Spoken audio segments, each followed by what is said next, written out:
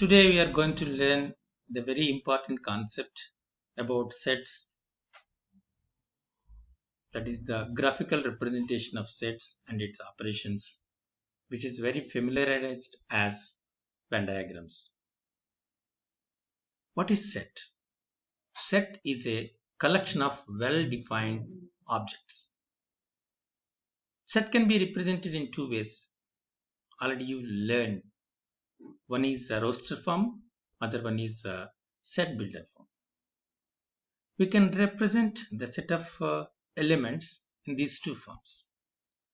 But if you want to represent the same information in terms of graph or graphical representation or in diagrammatic form, that kind of representation can be done by using Venn diagrams. Then what is Venn diagram? A diagram or figure that represents the mathematical logic or relation between a finite collection of different sets is called Venn diagram. It is used to illustrate the set relationships. We usually use a circle or oval to represent a Venn diagram. It may have more than one circle. Each represent a set.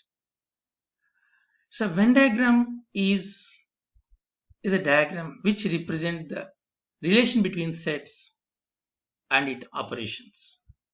Generally, the Venn diagrams can be represented by using circles. We call it as these Venn diagrams. Actually, that is Venn-Euler diagram. Simply, we call it as Venn diagram. Venn diagram consists of rectangles, closed curves, usually circles. Generally, we use the circles, rectangles, oval shapes, and triangles also. But actual notation and usual concept is the Venn diagrams can be used by circles only. The universal set is represented by, in general, a rectangle. Other sets are represented by circles. Just see this Venn diagram. There are three sets A, B, and C. Okay, B and C are lies in A. If A, B, C are represented three sets, means there is a relation between these three sets. B and C are the subset to the set A. C is a subset to set B. B and C are subset to set A. What is subset? If all the elements of one set are present in the other set, the first set is a subset to the. Let's take a small example. If you take A is set of triangles, B is set of acute angle triangles, C is set of equilateral triangles. As you know that every equilateral triangle is an acute angle triangle. The vice versa is not correct. Because what is an acute angle triangle? If each angle of a triangle is less than 90 or acute, then you call it as an acute angle triangle. In equal triangle, each angle is 60, means each angle is an acute. So basically, equilateral triangle is an acute angle triangle, correct? So C is a subset to B. And it is in a triangle. So B and C are subset to set A. Like a Venn diagram can represent the relation between the sets. So you can represent, or you can give an example to explain the advantage of these Venn diagrams. Let A is set A is set of 1, 2, 3, 4, 5, and B is set of 4, 5, 6, 7. Then find A minus B. This is the question. And by using the Venn diagram. So A minus B is a set which gives the difference of the two sets A and B, correct? What is A minus B here? The set of elements belongs to A but not to B. If you observe both the sets A and B, so there are some common elements 4 and 5. We can see the present of 4 and 5 in both A and B, correct? 1, 2, 3 are present in A only, and 6 and 7 are present in B only. If you see this Venn diagram, the set A is represented one circle and set B is represented by another circle. Both have common elements, hence the two circles represent intersecting circles which have the common area. So 4 and 5 lies on the common region. 1, 2, 3 belongs to A only and 6 and 7 belongs to B only. From this Venn diagram, you can write all the operations and other things also. You can write set A as 1, 2, 3, 4, 5, set B as 4, 5, 6, 7, A intersection B as set of 4 and 5, A minus B set of 1, 2, 3, B minus A set of 6, 7, A union B is 1, 2, 3, 4, 5, 6, and 7.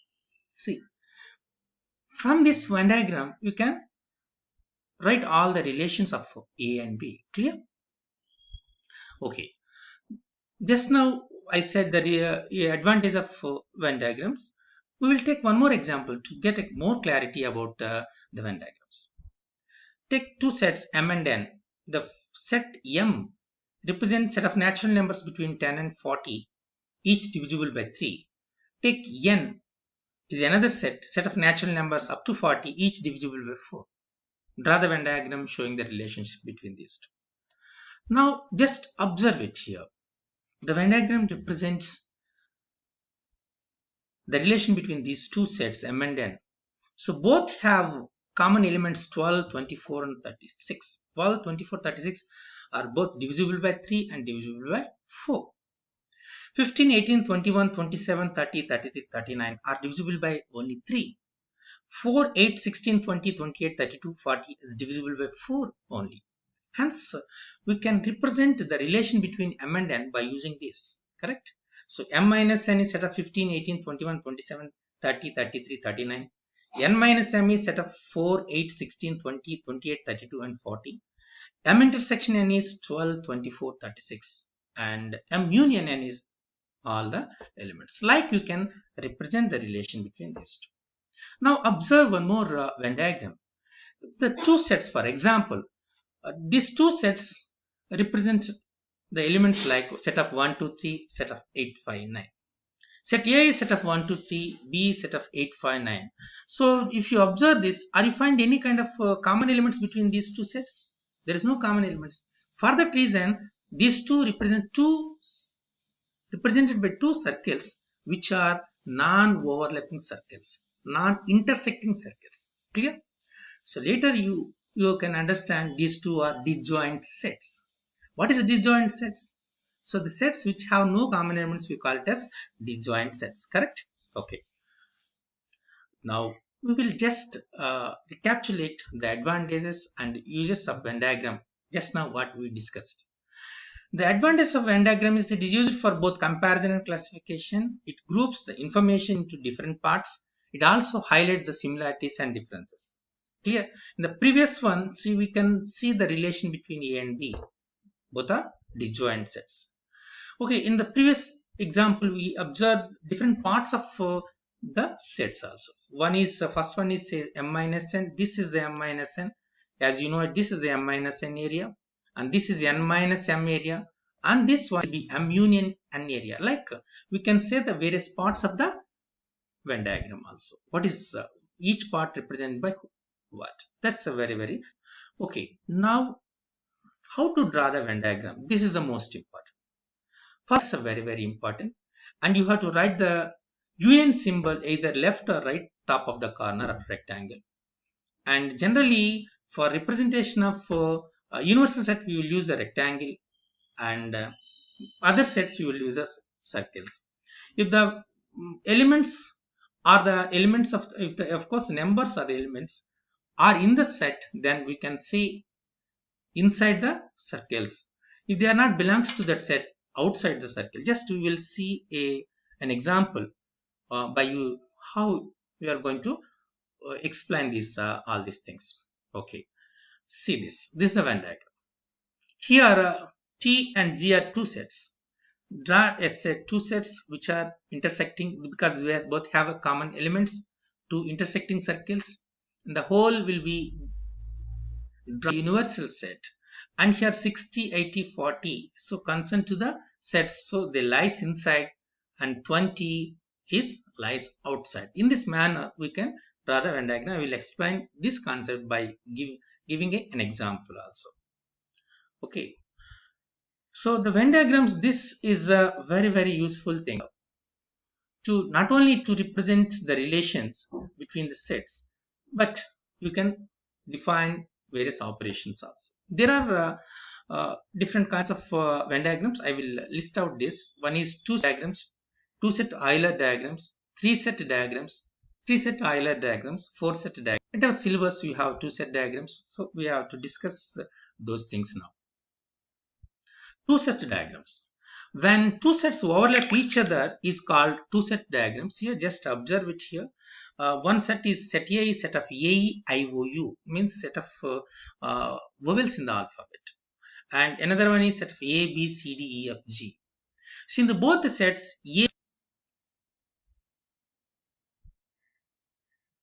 So just observe the Venn diagram of subsets.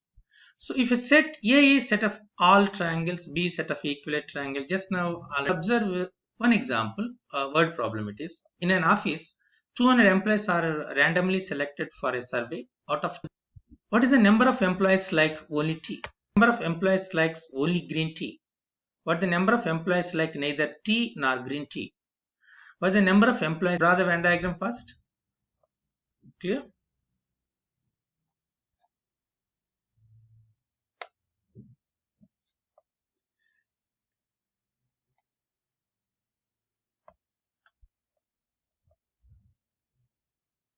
Okay.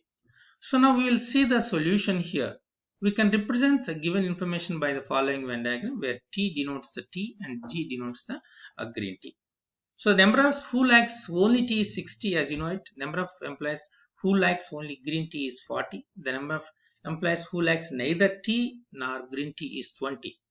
The number of employees who likes only one of the tea or green tea is 60 plus 40, which is 100. Clear? So number of employees who like at least one of the tea or green tea is simply you can have G plus N of T intersection G, that is 680. Clear?